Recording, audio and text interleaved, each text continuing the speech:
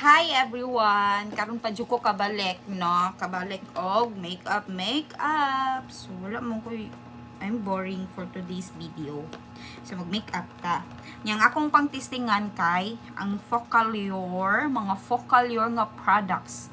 Ako nakakita jud ko ning Focallure, daan pa pagsugod nako. Pagsugod nako og makeup. Di dyan na mawagtang sa ako ang makeup bag, ang Focallure. So, karon na amang ko yung mga Focallures diri. Akan mauni ang sa contour, timing kay wala na sa ko'y blush. So, timing jud ka yun ni siya. Contour, highlighter, and blush. Mauni sila ang akong i-try for today's video.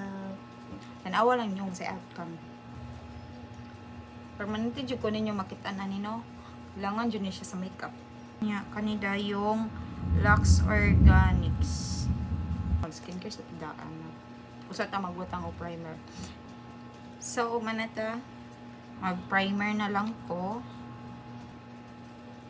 One is, gamitan man na ito Focallure ang atong naong no. As long as natin Focallure nga products.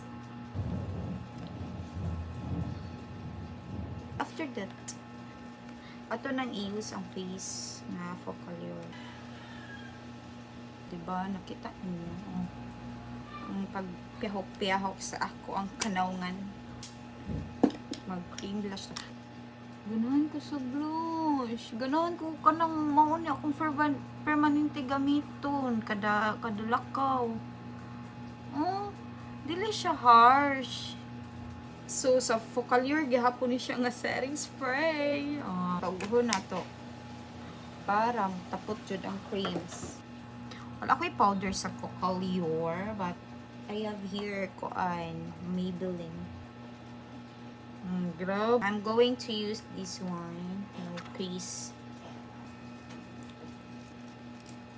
Diba? So, hapit ako bahuman. Nabisi ko. Ninuod ko dire. So, Muni ako ang sample lang sa fine makeup. Kani ako ang i-try si BYS. Atong i-try ni si Pink Flash. Flash is may pagkakuan man siya no. At utang ako dire. And then lips.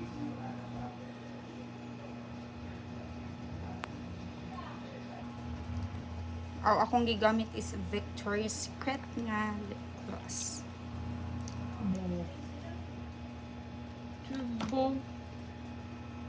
Magtarong ko sa akong hair.